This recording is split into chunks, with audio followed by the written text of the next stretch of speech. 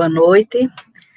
Hoje falaremos no nosso curso de avaliação e tratamento de feridas. Então, a gente vai fazer uma abordagem importante sobre as lesões por pressão. A gente sabe os estágios, segundo a NPAP, então a gente tem que trabalhar para a prevenção dessas lesões. E uma das principais coisas que a gente tem que abordar é a questão do posicionamento do paciente, a questão da hidratação dessa pele, o alívio da pressão. Então, frente a isso, a gente precisa aprender a lidar com este paciente acamado. Então, nem sempre o mais importante é usar um curativo. A coisa principal que a gente tem que estar sempre abordando é a questão de como prevenir essas lesões. Não deixar que ela evolua, porque a gente sabe que tem as camadinhas da pele, e as camadas da pele, eu tenho que focar nisso, na lesão por pressão. Então, se eu perceber um eritema na pele de uma pessoa que é acamada ou que tem pouca mobilidade, eu já tenho que procurar fazer a prevenção.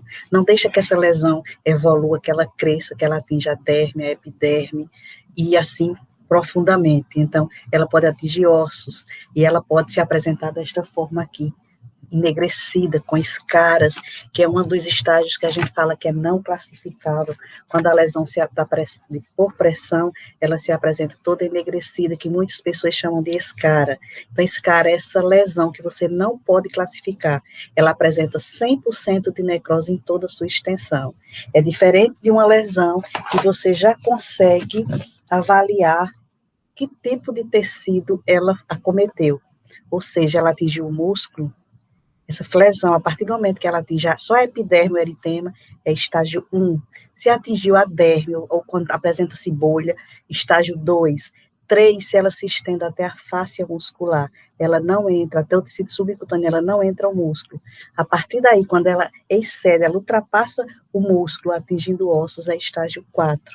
Existem as lesões, a não classificável, que eu falei para vocês, no caso da necrose. Nessa necrose ela pode ser de coagulação, liquefação, tem vários tipos de necrose, vários tipos de tecidos que a gente precisa aprender, né, entender qual tipo de tecido, se ele está vermelho, se ele está amarelo, se ele está preto. Então, existem vários tipos de necrose também, que é a morte celular, e aí a gente tem que estar refletindo sobre isso, sobre as escalas preditivas de avaliação, as recomendadas, de como é que eu posso avaliar. Então, acima de tudo, eu entender essa classificação, porque a gente sabe que existe aí aquelas ali relacionadas a dispositivos médicos, né, um tubo orotroqueal que você faz uma lesão, um cateto de Foley que você faz uma lesão também na uretra. Então, tudo isso são lesão por pressão. E o que acontece? As lesões por dispositivo médico, elas são 100% preveníveis, enquanto que essas relacionadas à pressão, elas são 95% preveníveis. Então, a gente tem que estar atenta a todas essas questões. O que é que eu posso fazer?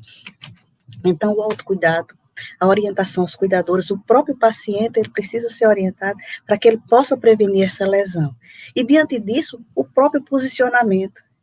Existem várias medidas de suporte, colchões, coxins, colchões caros também, viscoelástico indicado, os pneumáticos, enfim. Mas o que é importante? Se você posicionar o paciente adequadamente, realizar a mudança a cada de 2 em 2 horas, que isso deve ser avaliado em cada paciente.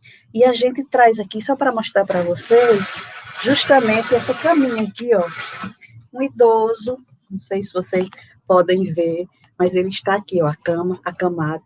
E o que é importante, eu tenho que prevenir, porque onde é mais comum a lesão sacral, os trocantes, onde tem saliência óssea, essa lesão ela poderá surgir.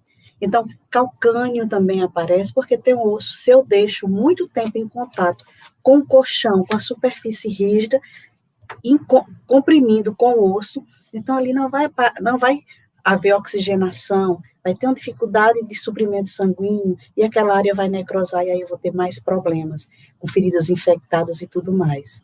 Então, vamos pensar na lesão por pressão, vamos pensar em prevenir, com medidas simples. A gente sabe, inclusive, a umidade, pacientes que são incontinentes, a troca da fralda, para não deixar saturar, todas essas questões são importantes. E a gente tem que entender que a prevenção relacionada à fralda, à umidade, não é usar um cateto de permanência de Foley, não, porque a gente sabe que o cateto de Foley, ele aumenta mais a infecção urinária. Com relação a esse pacientezinho aqui, eu até troquei aqui a roupinha dele, que é um idoso, mas a lesão por pressão, ela não só acontece em idosos, né? A gente sabe que a pessoa tem dificuldade de mobilidade, e a gente tem que estar atento na cadeira de roda, como é que eu vou fazer para aliviar essa pressão? Então, de antemão, o posicionamento, tem um colchão, é importante que eu use o lençol travesso, o lençol móvel, evitar estar cisalhando, arrastando esse paciente. Muitas vezes só tem uma pessoa para fazer essa mudança e é difícil. Então, o lençol móvel, que eu vou colocar aqui dobradinho, ele vai facilitar toda essa manipulação do paciente, sem precisar que eu fique tocando, às vezes até machucando.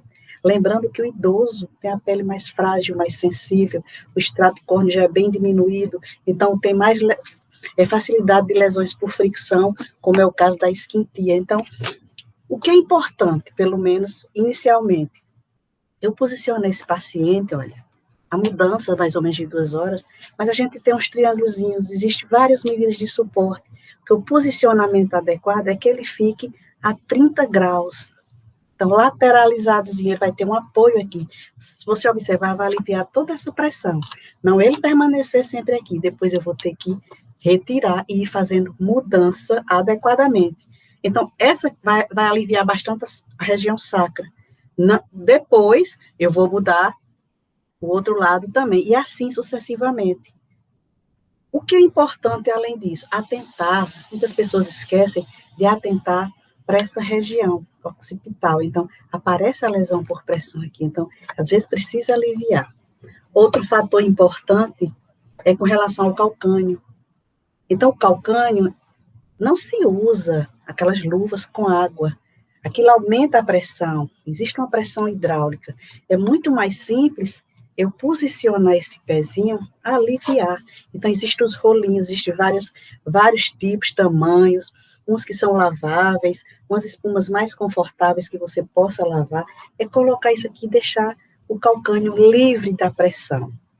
Então, não é colocar e deixar o resto da vida aqui, não. Eu vou ter que estar fazendo modificação. Mas o calcânio está livre de pressão, certo? Que é uma área que tem maior risco. Outra coisa que a gente tem que observar, muitos pacientes acamados, eles têm uma tendência ao pé ficar um pouquinho para baixo. Então, o que é que a gente tem que atentar neste caso? O paciente está acamado, eu posso tentar posicionar anatomicamente usando algum protetor aqui, ó. Ou um travesseiro, coisas simples em casa, que eu tenha que fazer isso. Então, é importante eu avaliar essas questões. Tem saliência óssea, está ficando vermelhinho, então eu tenho que ir lá cuidar. Eu tenho que hidratar essa pele, sem massagear as saliências ósseas.